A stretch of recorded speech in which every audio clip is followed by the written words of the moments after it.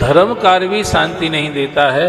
इसलिए कितने सारे लोगों को धर्म कर्म करते हुए हम देखते हैं और फिर भी वो दुखी दिखाई देते हैं महाराज, फिर भी वो चिंतित हैं, फिर भी वो परेशान हैं, फिर भी वो बेचैन हैं, फिर भी अशांत हैं, व्याकुल हैं। कर तो धर्म कर्म रहे हैं और वर्षों से धर्म कर्म करते हुए ही दिख रहे हैं, पर उसके बाद भी मन की बेचैनी व्याकुलता नहीं जा रही है। इसका कारण क्या है?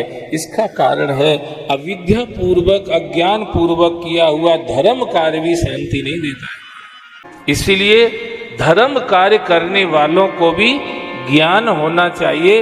ज्ञान पूर्वक जब कोई धर्म कार्य किया जाता है तो फिर वो छोटा सा कार्य भी शांति देता है।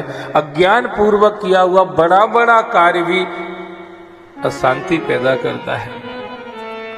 दक्ष ने बहुत बड़ा यज्ञ किया था, पर हुआ क्या? अशांति के अलावा क्या मिला? रावण ने स्वयं ने सादर शिव का शीश चढ़ाए, एक एक के कोटिन पाए। हम लोग तो भगवान पे धतूरा चढ़ाते, धतूरा, उसने तो सिर ही चढ़ा दिए थे महाराज। रावण ने तो सिर ही चढ़ा दिए थे, 10 सिर थे, 10 के 10 चढ़ाने लग गया था महाराज। पर आप रावण की कथा सुनते हैं, फिर भी उसको जीवन भर शांति नहीं मिली, वो परेशान ही बना रहा, सिर चढ़ाने के बाद भी बेचैन है।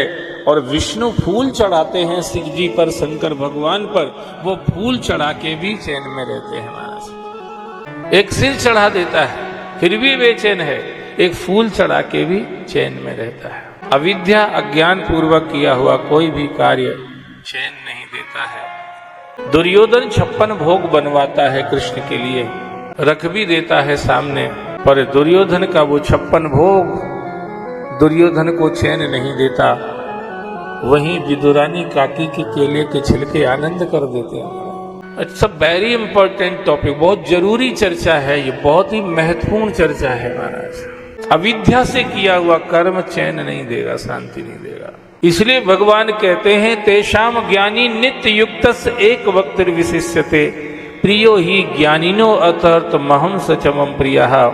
ज्ञानी मुझे बहुत प्यारा है, भगवान के हैं तो सभी जो भी कुछ कर रहे मेरे लिए वे सभी भगत हैं, पर उनमें भी अगर मुझसे पूछो कि इन सब तरह के भक्तों में आपको सबसे प्यारा भक्त कौन सा लगता है, तो भगवान कहते हैं ज्ञानी, ज्ञानी ज्यादा प्यारा लगता है। प्रियो ही ज्ञानी नो, ज्ञानी मुझे बड़ा प्यारा लगता है। ज्ञान पूर्वक की हुई छोटी सी क्रिया महान फल देती है, अज्ञान पूर्वक किया हुआ बड़ा कर्म भी शांति नहीं देता महाराज।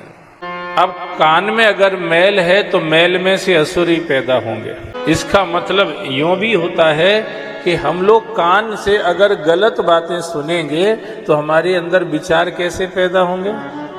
गलत बातें ना, कान तो हैं, सुन भी रहे हैं, पर कुछ गलत सुन रहे हैं, कोई की चुगली बुराई कुछ ऐसी बातें। तो हमारे कानों में जब मैल मतलब मल जाएगा, गलत शब्द जाएंगे, तो उससे जो विचार पैदा होंगे वो भी कैसे होंगे?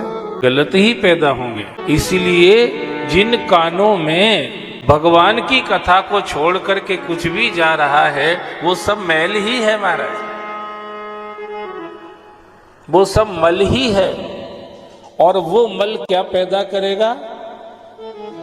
असुरों, माने आसुरी विचार पैदा होंगे, आसुरी भाव पैदा होंगे महाराज।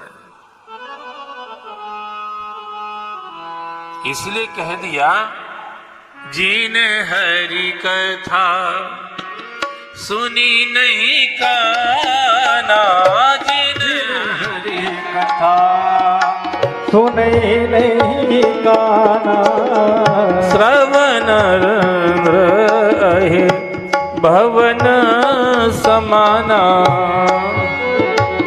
रहे भवन समाना। जिन हरि कथा, जिन हरि कथा, जिन हरि कथा, जिन हरि कथा सुनी नहीं। कान तो है पर दुनिया भर की दुनियादारी की इधर उधर की बातें सुनने में लगे हैं महाराज। मैं ये सब मैल है, ये मल है महाराज।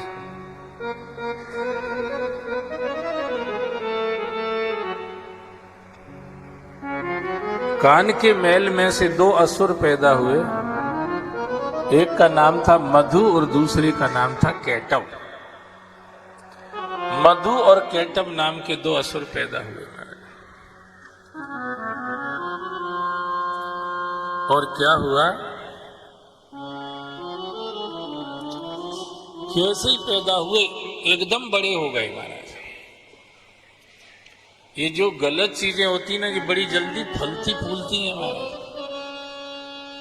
आप देखना खरपतवार कहीं भी उग जाती, ऐसे झाड़ बनते हैं महाराज। गाजर घास देखते ना, कौन बोने जाता है इसको, फिर भी अपने आप उगती चली जा रही, जमीन पे कब्जा करती चली जा रही गाजर घास। बोई नहीं जाती, बिना बोई उगती रहती और पूरा सत्यानाश करती रहती, फसल को भी खत्म कर देती, इतनी खतरनाक फैलती है गाजर घास। तो ये गलत जो होते हैं ना, गलत चीजें बहुत जल्दी फैलती हैं।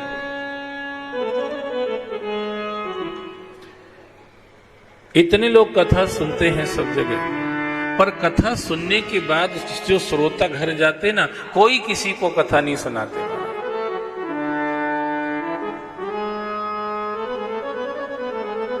कितने, कहीं भी आप किसी भी कथा में चले जाइए जहां खूब भीड़ भी होती है ना, बहुत सारे लोग आते हैं, वो श्रोता भी कथा सुनते हैं, बहुत अच्छी बात है, पर फिर भी आप देखिए वो स्वयं जाके फिर किसी को नहीं सुनाते।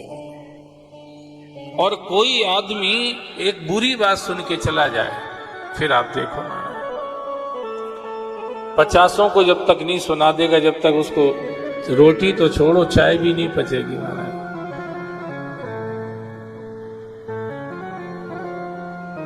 ये हमारी स्थिति है, ये हम सबकी स्थिति है, ये बहुत समझने की चीज है महाराज। कथा सुनने पर भी कथा की बात कहने का मन नहीं करता किसी को, और बुरी बात कहीं कैसे भी किसी के कान में कहीं से पड़ जाए, फिर आप देखो बिना कहे बोलता रहेगा, बताता रहेगा, लोगों को सबको सुनाता रहेगा महाराज। हमने ये सुना है उनके बारे में, हमने इनके बारे में ये सुना है, बहुत विश्वसनीय आदमी से सुना है, कल ही सुना है महाराज। सुन के आश्चर्य हो रहा है, हम तो भरोसे ही नहीं करते थे क्या, फिर इतनी सारी बातें उसमें।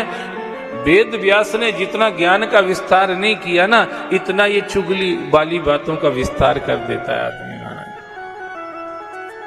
अगर अच्छाई में एक नाम है जिन्होंने अच्छाई का विस्तार किया, जिनको श्री कृष्ण द्वैपायन व्यास कहते हैं, तो फिर आप आश्चर्य करेंगे। बुराई का विस्तार करने की दृष्टि से अगर देखा जाए तो हम सब भी व्यास से कम नहीं है महाराज, खाली दिशा अलग है बस। उन्होंने अच्छाई का विस्तार किया, हम बुराई का विस्तार कर रहे हैं हम सब व्यास।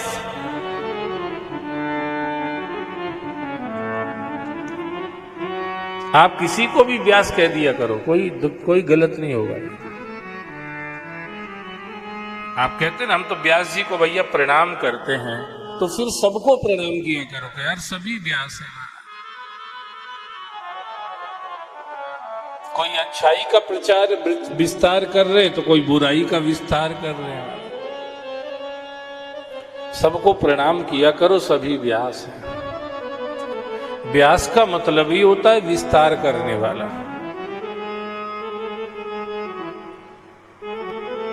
पर संसार में जो चल रहा है वो हम सबको पता है।